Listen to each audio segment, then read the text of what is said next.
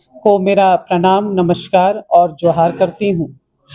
आज ये अति आवश्यक प्रेस कॉन्फ्रेंस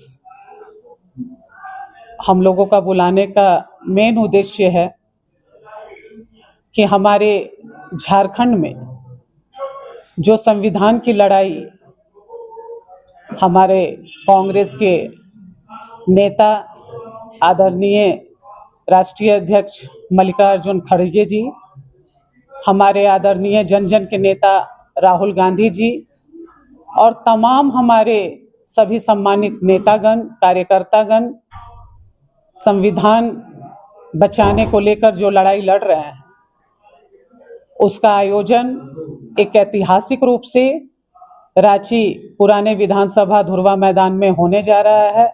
6 मई को 10:30 बजे का समय दिया हुआ है। आज इस प्रेस कॉन्फ्रेंस में हमारे साथ बैठी हमारी सम्मानित प्रदेश की पदाधिकारी, महानगर की अध्यक्ष, सब लोग उपस्थित हैं। इस कार्यक्रम में हमारे आदरणीय राष्ट्रीय अध्यक्ष मल्लिकार्जुन खड़गे जी, आदरणीय संगठन महासचिव श्री केसी वेणुगोपाल जी, आदरणीय प्रभारी के राजू सर, छत्तीसगढ़ के पूर्व मुख्यमंत्री श्री भूपेश बघेल जी और हमारी राष्ट्रीय अध्यक्षा आदरणीय अलका लांबा जी का और सम्मानित राष्ट्रीय नेतृत्व का आगमन हो रहा है। ये लड़ाई हम कल भी लड़ रहे थे, आज भी लड़ रहे हैं और इन लड़ाई के बारे में विस्तार पूर्वक जो देश में हमारी राष्ट्रीय अध्यक्षा प्रतिनिधित्व कर रही हैं, चाहे वो जाति जनगणना की बात हो या संविधान बचाने की बात हो, महिला आरक्षण की बात हो, हम सारे मुद्दों पे लड़ाई लड़ रहे हैं। आप लोगों को ज्ञात होगा कि आप लोगों के माध्यम से ही हमारी आवाज को बुलंद किया गया था। हम लोगों ने 21 मार्च को एक बहुत बड़े पैमाने पे राजभवन के पास अपनी मांगों को लेकर धरना प्रदर्शन किया था।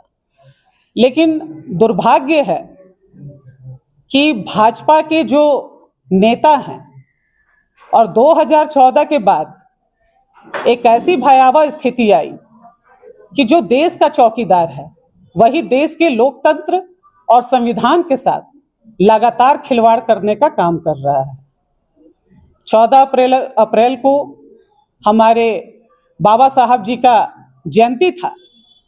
आप लोगों ने देखा होगा कि संविधान के नाम पे हमें किस तरह एक दिखावटी फॉलो करने का भाजपा ने डुग्गी ड्रामा किया।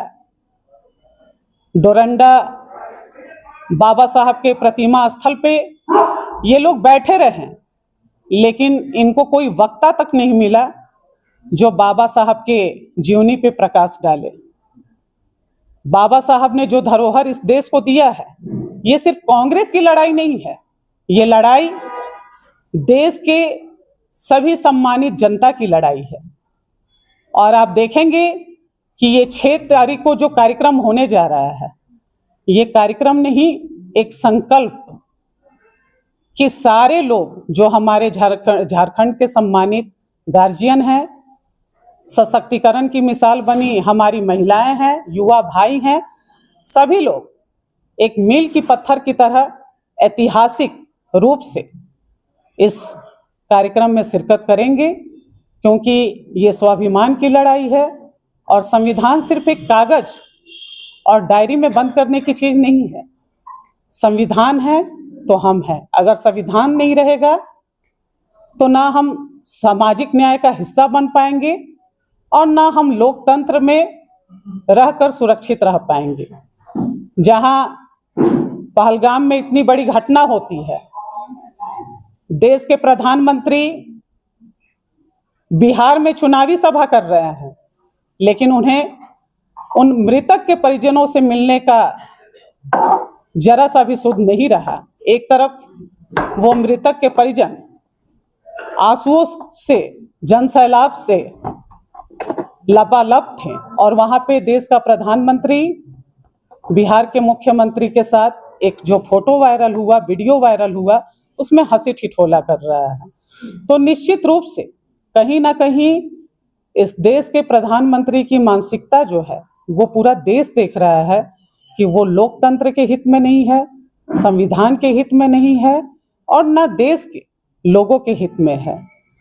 जाति जनगणना की बात होती है तो जाति जनगणना हमारे जननेता आदरणीय राहुल गांधी जी का सफल प्रयास था, जो आज उस दायरे में दबे कुचले दलित, आदिवासी भाई, मजदूर भाई, सारे लोगों को एक सपने को साकार करते हुए उन्हें समाज में प्रतिनिधित्व का और सामाजिक न्याय देने का काम किया गया।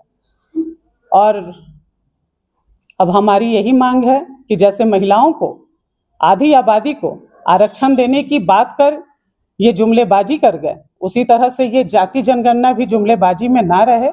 हमारा अब यही मिशन है कि संविधान खतरे से बाहर हो और लोकतंत्र सुरक्षित रहे, जाति जनगणना लागू हो और महिला आरक्षण भी हमें मिलनी चाहिए। 2029 का जो सपना ये लोग दिखा रहे हैं, इनकी नियति पे खोट नजर आ रहा है और इस पे पूरी विस्तार पूर्वक हमारी राष्ट्रीय अध्यक्षा आदरणीय अलका लांबा जी आप लोगों से झारखंड दौरे के दौरान रूबरू होंगी।